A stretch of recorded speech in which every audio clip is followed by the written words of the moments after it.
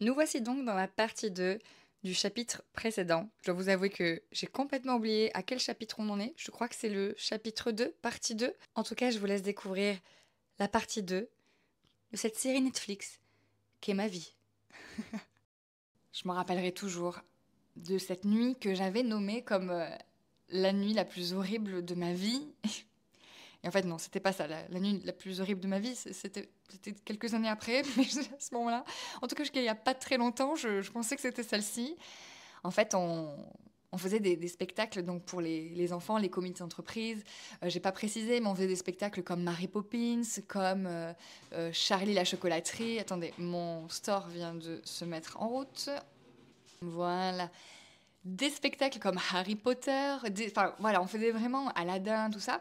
Mais il y avait aussi pour les plus grands des spectacles un petit peu plus dits cabaret. Alors, pas cabaret en mode Crazy Horse, etc., mais plus cabaret comme les spectacles de village. Enfin, c'est un peu réducteur de dire ça, mais vous savez, les orchestres. Voilà, plus orchestre. Avec chanteurs, un brésilien et machin et tout. C'est super cool. Enfin, c'était vraiment chouette. Et au début, j'avais pas le droit d'intégrer, on va dire, on appelle ça le cabaret, mais voilà, vous comprenez ce que je veux dire. On n'avait pas les tétés à l'air, etc. Mais j'avais pas le droit parce que j'étais trop jeune. Comme j'avais 15 ans, bah, du coup, je pouvais pas le faire. Mais au fur et à mesure, bah, j'ai grandi. Et j'ai eu en fait le droit de monter sur scène avec les grandes. Et ce soir-là, on avait une énième date au Pasino d'Aix-en-Provence. Et je vois qu'en fait, je sens les choses. Je sens qu'il y a quelque chose. Et je sens que ce directeur de troupe de danse me regarde, mais d'un regard noir, de loin, à travers. On avait fini le spectacle, on rangeait les costumes. Et à travers euh, la scène, à 6 mètres, je vois son regard noir. Mais vraiment, on aurait dit qu'il avait le diable en lui quand il avait ce regard, ce mec-là. Terrible. Je vous rappelle que c'est ce mec, si vous avez normalement écouté l'épisode numéro 1, que j'ai déjà j'ai dû m'interposer parce qu'il menaçait sa femme avec un couteau. Enfin, des histoires, mais des histoires. Mais lui aussi, il se trompait dans des choses. Enfin, bref. Mais, et qui nous hurlait dessus. Mais à côté de ça, c'est la grande force des pervers narcissiques. Plus autre chose, si vous êtes psychiatre ou que vous reconnaissez des choses, je serais super intéressée de savoir de qui on parle et de quoi on parle. Mais en tout cas, quelqu'un de pas net qui sait quand même te montrer ce que j'appelle le bright side en anglais, le côté lumineux, parce que sinon, bah, les victimes ne partent pas en fait, enfin ne restent pas plutôt. Donc ces gens-là sont très très forts pour vous montrer aussi que c'est merveilleux, que vous valez quelque chose, ils vous mettent en valeur. Bon là, on était 40 à subir tout ça. Et quand je repense à ça, on ne bronchait pas dans le sens où on a eu des petites phases de rébellion et tout, surtout les plus grands. Mais on ne bronchait pas, quoi. Et on était là, enfin... Mais à la fois, on rigolait aussi, puis... Je sais pas, c'était normal. Donc on est au Pasino, on range, on avait fait un super spectacle, et là, je vois, et je sens que je vais passer un très mauvais moment. En fait, je vois la sœur de Moundir sortir d'une pièce avec le directeur de la troupe, et je comprends tout de suite. Je comprends tout de suite parce que j'avais su qu'elle avait intercepté des messages entre Moundir et moi et qu'elle était au courant, mais c'était des rumeurs, je ne savais pas. Enfin, faut savoir vraiment qu'à ce moment-là, on se sent vraiment mais perdu, seul. Je ne savais même pas à qui faire confiance, je ne savais même pas à qui parler. J'avais enfin, je veux dire la gorge qui se serrait, mais non, c'est maintenant que j'ai la gorge qui se serre. Mais en tout cas, on met les trucs dans la voiture, etc. On était assez nombreux, on était une vingtaine, donc le temps que tout le monde range, etc. Il y avait plusieurs voitures. Et à chaque fois, pour ceux qui habitaient pas très loin de chez les directeurs de la troupe de danse, on allait du coup chez eux où il y avait des garages pour ranger tous les costumes le soir même. Et je me souviens avoir croisé Moundir, même son regard, et j'ai pas réussi à lui dire quelque chose ou à lui dire, je crois que... J'allais dire son prénom. Je crois que le directeur de la troupe de danse est au courant. Je ris parce que je sais que s'il y a des personnes qui m'écoutent et qui connaissent le nom de cette personne, ils doivent se dire oh là là, elle tourne autour du pot celle-ci. Mais je suis obligée en fait parce que j'ai pas du tout envie d'être attaquée en diffamation ou des choses comme ça. Et puis c'est pas le but qu'on aille chercher, c'est dur à dire, chercher ces gens-là pour des explications, quoi que ce soit. On s'en fiche, en fait. C'est juste que ma voix doit sortir et on va appeler ce monsieur le directeur de la troupe de danse. Bref, il est très tard, on est fatigué, et là, je suis stressée, je suis vraiment, mais pas bien du tout. On commence à ranger les choses, on arrive là-bas, on commence à ranger les choses, et je le vois qui me regarde de travers. Il me dit, on va parler, toi et moi. Enfin, vraiment, oh là là, j'étais dans une peur bleue. Alors qu'en fait, avec le recul, je me dis, mais pourquoi enfin, de là, tout le monde monte dans la maison pour boire un verre d'eau. Enfin, voilà, on a terminé, etc. Et il me dit, donne-moi ton téléphone. À l'époque, j'avais un Sagem, un petit Sagem, l'écran, il s'éclairait vert. On n'avait pas de smartphone à l'époque. Hein. Il me dit, donne-moi ton téléphone et on va parler, toi et moi. Je lui donne mon téléphone. On s'en va dans la rue, dans le quartier, là, et il faisait nuit noire. Pareil, je me suis fait insulter de tous les noms. Qu'est-ce que les gens vont dire? Mais j'aurais jamais pensé de ça de toi. Mais t'es qu'une ci, mais t'es qu'une ça. Mais quand sa copine va la prendre, mais quand la mère de sa copine va la prendre. Mais tu te rends pas compte. Bon, bref. Et là, il me dit, bon, ben, on va rentrer à la maison. Et tu vas dire à tout le monde ce que t'as fait. Et donc, il garde mon téléphone. Je crois que j'ai même pas pleuré. J'étais sidérée, quoi. J'étais vraiment vide. Vide. J'étais pas dans mon corps. Il dit bon, ben. Alors, c'était pas Milo à l'époque, mais. Elle a quelque chose à vous dire. Et tout le monde me regarde. Et du coup, j'ai la voix tremblotante. Je dis ben, je sors avec Moundir. Et là, la femme du directeur de la troupe de danse fait comme si elle se mettait à pleurer. Mon Dieu! Sauf qu'il faut savoir que cette femme-là, elle a été avec... J'ai du mal à le dire parce que vraiment, c'est du foutage de gueule. Elle a trompé le directeur de la troupe de danse avec ce Moundir pendant des années. Et que moi, je le savais. Mais à ce moment-là, j'avais honte. J'avais tellement honte. J'ai mes copines que je considérais comme mes grandes sœurs qui me regardaient en mode mais what? Mais quoi? Mais tu nous as trahis. Après, je peux comprendre que tu te sens trahi, mais il y a eu vraiment un élan de t'es qu'une merde. Tu vois? Il y a vraiment ce truc-là. La nuit se passe, je dors sur le canapé. Le directeur de la troupe de danse, je ne l'ai pas trouvé de nom celui-là, dort à côté de moi, pas très loin en tout cas, mais dès que je m'endormais, il me mettait des coups de pied parce qu'il ne fallait pas que je m'endorme. Enfin, c'était vachement... Enfin, c'était... Ouais. Je vous dis, je pensais vraiment que c'était la pire nuit de ma vie, hein, et pourtant, ça ne l'était pas. Le lendemain matin, on range 2-3 trucs encore et je vais pour aider et la femme de... La femme de la directrice de la troupe de danse me dit c'est pas la peine de nous aider, tu peux arrêter. Mais à ce moment-là, je me dis mais qu'est-ce qui m'a pris? Pourquoi j'ai pas dit mais tu veux quoi toi en fait? Mais attends, mais je sais exactement ce qui s'est passé. Tu te fais... Non mais enfin tu vois ce que je veux dire? Aujourd'hui, je t'aurais dit mais ça va pas ou quoi là? Je me retrouve en boule dans le hall là de chez eux et mon téléphone sonne et c'est cette femme qui décroche parce que c'est eux qui avaient mon téléphone. Et c'était ma mère. Ma mère qui appelait pour avoir des nouvelles. Alors je sais plus si elle avait appelé sur mon téléphone, elle n'aurait pas réussi à me joindre, donc elle les a appelés eux. Mais... Et là, cette nana qui dit non mais pas de souci, oui Brigitte, nanana, mais t'inquiète pas, je te la passe. Et là j'ai ma mère au téléphone. Elle me dit ça va? Je dis ouais ça va. Elle me dit bon ben on est, j'étais dans le Nord avec mon beau-père, ils étaient partis en week-end dans leur famille, enfin dans la famille de mon beau-père. Mais à aucun moment j'ai réussi à dire à ma mère aide-moi. À aucun moment. Je pense que c'est la honte qui a pris le dessus. Il y a vraiment cette honte et ce... Je sais pas, je saurais pas comment l'expliquer à part dire la honte. Je sais pas. En tout cas, bah, je raccroche sans avoir dit à ma mère.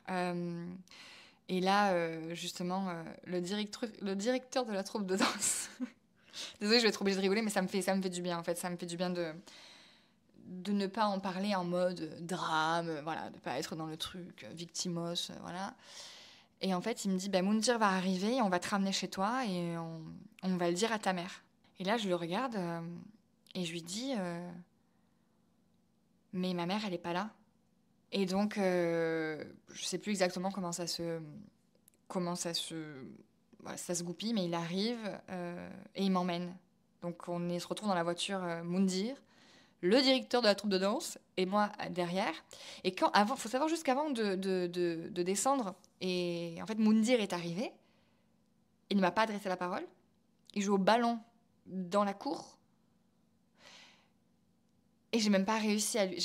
J'arrivais pas à lui adresser la parole. Je savais pas. En fait, c'était moi en fait. C'était moi dans le trou et on me regardait. C'est-à-dire que le directeur de la troupe de danse euh, ne l'a pas pourri plus que ça. En tout cas, pas quand il est arrivé. Il n'y a pas eu d'esclandre, il n'y a pas eu de... Et surtout, lui n'a pas dit, non mais attendez, je l'aime, qu'est-ce que vous faites? Et donc on monte dans la voiture, et là, par contre, Moundir s'en prend plein la tête. Comment t'as pu faire ça? C'était comme ma fille, tu l'as baissé la culotte. Enfin, tu vois, des termes, tu vois, et moi, j'étais là, enfin... Résultat, ils m'ont laissé arriver chez moi, ils m'ont laissé, et ils sont repartis.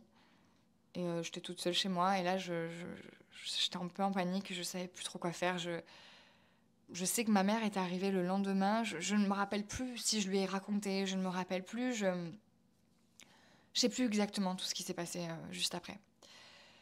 Le seul truc que je sais, c'est que grâce aussi au fait que je sois interne au lycée, ça m'a beaucoup aidée puisque j'avais des copines extraordinaires, notamment Claire, si tu m'entends. Qui m'a soutenue. Et j'avais aussi une pionne dont j'étais très proche, Amandine, qui est devenue une amie maintenant. Et j'ai toujours été soutenue. Mais en fait, les gens autour de moi qui étaient au courant, même adultes, parce qu'Amandine était adulte, mais en fait, il y avait ce sentiment d'impuissance, en fait, bah, j'étais une ado. Bah là, j'avais déjà 17 ans, 16-17 ans. Et puis, il y avait ce truc de toute manière, si on l'interdit, elle va y aller quand même. Et je pense que tant qu'on ne l'a pas vécu ou tant qu'on n'a pas été proche de quelqu'un qui l'a vécu, je pense qu'on peut juger à dire mais comment ça se fait que, enfin voilà, que personne n'a bronché, comment ça se fait, etc.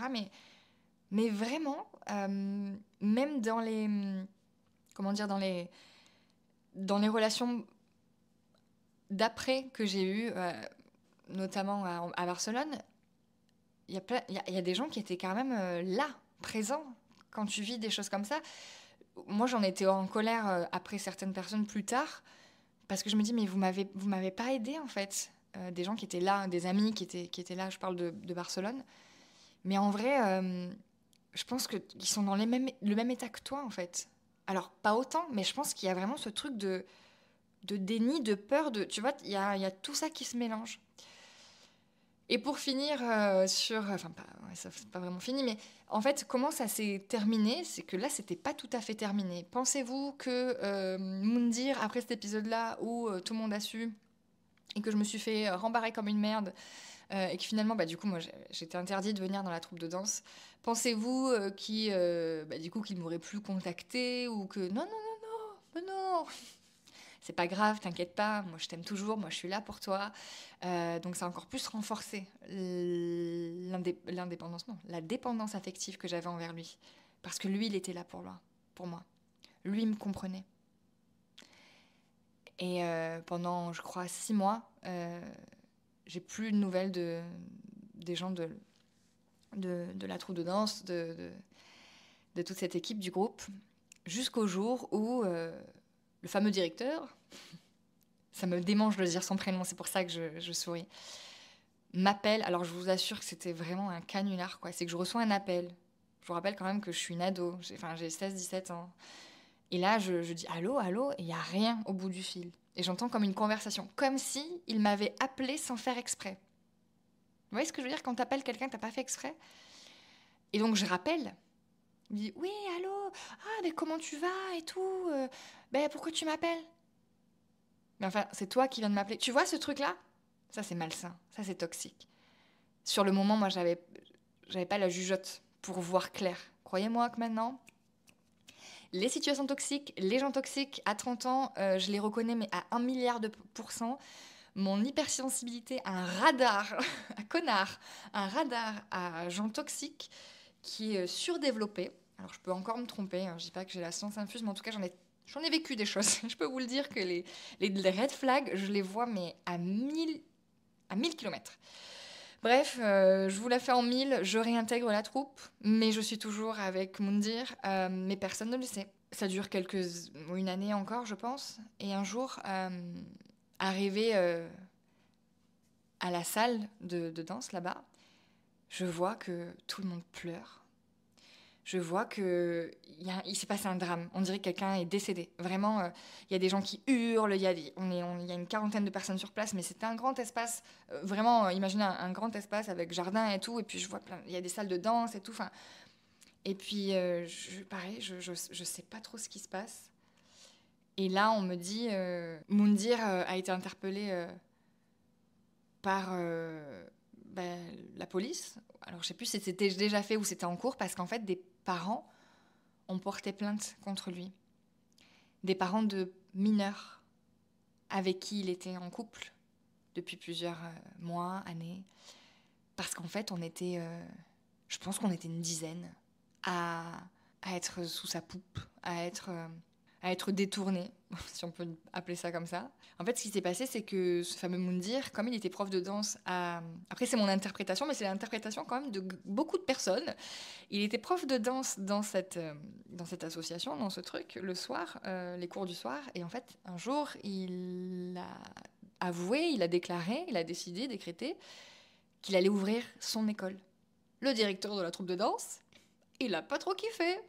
Parce que Moundir, il en avait des élèves dans ses cours.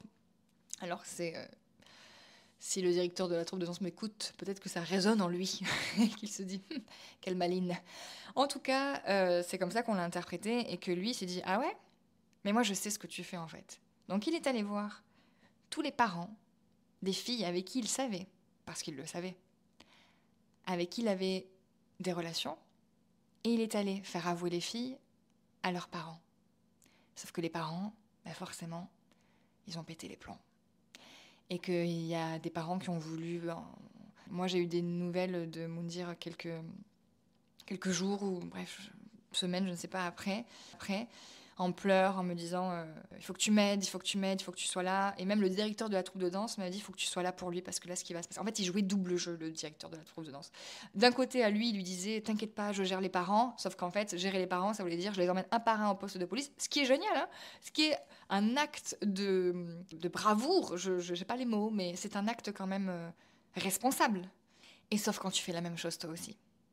Parce que ce directeur de la troupe de danse, lui, il en avait 32. Et il était avec une jeune qui en avait 14, je crois. Et en fait, tout ça pour vous dire que toutes ces choses toxiques, on les voyait, mais on était un peu dans la peur, on était un peu... Et en fait, au plus le truc a grossi, au plus tu peux moins étouffer l'œuf dans son nid. Parce que y a des gens qui parlent, il y a des gens qui...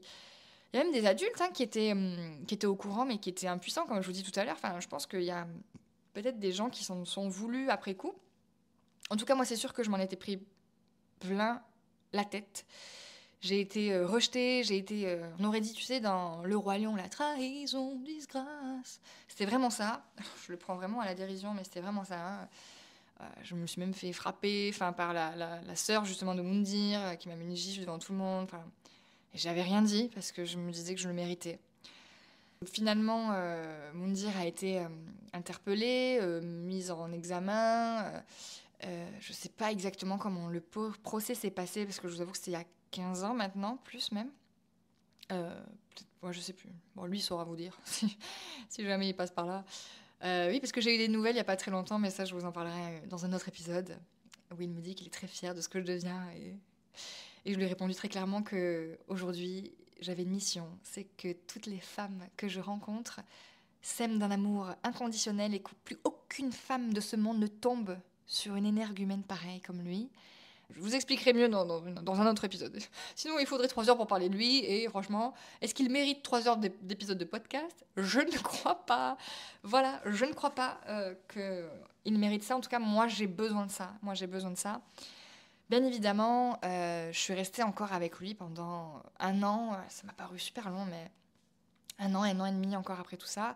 Il était en interdiction de territoire des Bouches-du-Rhône. Donc, il avait trouvé un appartement à Avignon, où je venais quand sa copine n'était pas là, parce qu'il fallait absolument que je vienne, où j'ai vécu des scènes de violence absolument atroces, parce que la violence a été crescendo aussi. Je pense qu'après, quand il était habitué à votre présence, il avait besoin d'adrénaline pour pouvoir vous tenir, parce qu'il sentait que, en fait, au plus je comprenais ce qui se passait, au plus j'avais une envie de partir, de sortir de cette situation et de le quitter, quoi, d'arrêter tout contact et de le fuir. Au plus, il était redoutable dans sa violence et dans son double face, en fait, d'ensuite me... Je bégaye beaucoup, hein, parce que vous comprenez que c'est... Voilà. Mais pour me garder, pour me montrer que c'était que le bright side, pour me montrer qu'en fait, il allait changer, pour me montrer qu'après toutes ces années, il allait quitter Micheline. Bon, il a toujours pas quitté Micheline à l'heure d'aujourd'hui, hein, mais bref, tout ça, il sentait que je lui ai échappé, donc il était de plus en plus violent. Et j'ai été convoquée par la brigade des mineurs. J'ai eu l'occasion de porter plainte, moi aussi, mais j'avais honte, j'avais peur, et je refusais d'être une victime. Et en plus de ça, on va dire petit bonus, je le protégeais. Et aujourd'hui, avec le recul, est-ce que je le referais? Je veux dire, de ne pas porter plainte? Je sais pas. Je sais pas parce que dans la situation dans laquelle j'étais, dans la solitude que j'avais créée, c'est important parce que si des proches écoutent ce podcast, je veux vraiment qu'ils comprennent que j'étais imperméable, quoi. Il y avait vraiment ce truc-là. Donc je sais pas si je le referais. En tout cas, aujourd'hui, je me rends bien compte que le fait de m'être tue a eu un effet domino. C'est-à-dire que en ne pensant qu'à moi, et c'est un peu sévère et dur en disant ça, je n'ai pas pensé à ce qui allait se passer et au fait que ça allait se reproduire. C'est-à-dire que moi, être dans des procédures judiciaires, être sur le banc d'autres victimes, pardon, j'avais vraiment pas envie de ça. J'avais pas envie d'être sur le banc. J'avais pas envie d'être une parmi tant d'autres. Je faisais un déni. Et surtout, ouais, je pense qu'aujourd'hui, je sais pas si j'aurais les couilles de le faire. Je vous promets, j'ai commencé l'épisode avec une gorge mais serrée, avec comme si on m'étranglait. Ça m'a fait ça quelques mois, quand j'ai su aussi que la situation que j'ai vécue à Barcelone se reproduisait encore et encore et encore et encore et encore. J'ai même pensé que j'avais un problème de thyroïde. Tellement j'avais la gorge, j'ai fait des examens et c'était pas très concluant, en tout cas pas assez pour dire que j'avais un gros problème de thyroïde, mais en tout cas voilà, mon chakra gorge était serré au début de ce podcast, là il l'est un peu moins. Je n'avais pas préparé comment j'allais vous parler de ça, parce que c'est la première fois que j'en parle, donc je voulais me laisser quand même assez de temps. Donc voilà, aujourd'hui apparemment...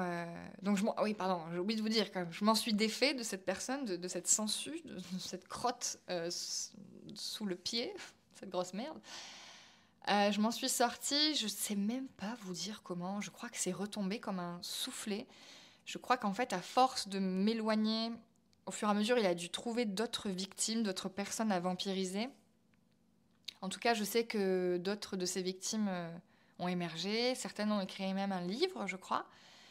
Et aujourd'hui, je n'ai plus aucun contact avec tous ces gens. Peut-être une ou deux personnes.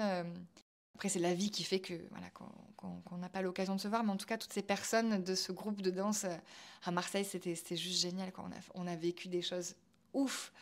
Autant ouf dans le négatif, mais autant ouf dans les souvenirs, quoi. On a des fous rires, on a partagé des scènes, on a partagé des anecdotes, enfin, on a tellement des choses et des trucs super drôles, parce que, juste pour que vous ayez un aperçu, c'est qu'on était tous issus des quartiers de Marseille, enfin, c'était vraiment très cosmopolite, et il est arrivé qu'on allait faire des représentations dans des clubs privés pour des personnes âgées ou des trucs un peu guindés des fois, mais du coup, bah, nous, dès qu'on voyait une piscine, ils essayaient de nous tenir, tu vois, mais on était trop contents, etc. Et un jour, une dame, elle regarde un de mes potes qui s'appelle Redouane, si tu m'écoutes, qui est très grand, qui fait, ouais, je crois qu'il fait 2 mètres, tu vois, il est très typé, quoi. Et elle le regarde comme ça, il avait fait 1 ou 2 bombes dans la piscine déjà, je crois. Et elle le regarde, cette petite mamie toute petite, elle lève la tête comme ça, elle lui dit « Mais vous n'êtes pas du Castel Park, vous ?» Et vraiment en faisant, vous savez, en passant sa main sur son visage, vous voyez, pour faire genre le faciès là. Vous n'êtes pas du Castelparc, vous.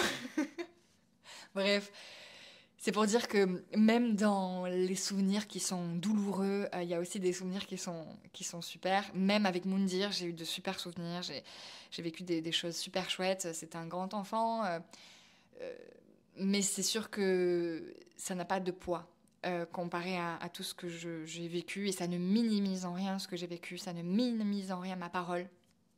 Et aujourd'hui, je suis tellement heureuse d'avoir sorti tout ça.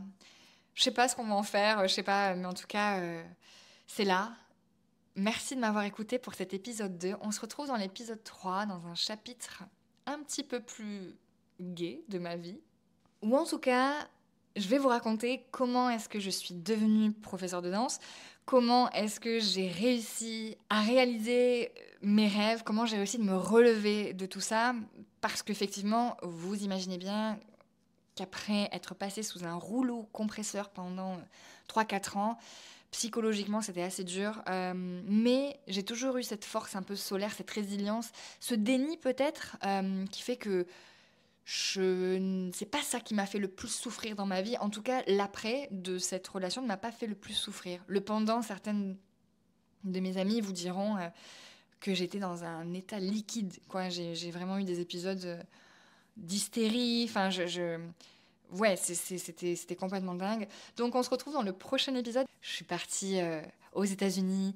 Qu'est-ce que j'ai vécu? Comment je me suis relevée? Et plein d'anecdotes, plein de choses inspirantes, plein de choses beaucoup plus joyeuses à vous raconter, beaucoup plus drôles. En tout cas, soyez-en sûrs, on peut se relever. On peut accomplir tout ce qu'on a envie d'accomplir. C'est juste que c'est un petit peu flou quand on est la tête dans le guidon et quand on est dans le moment. Je vous dis à plus tard et on se retrouve pour l'épisode 3.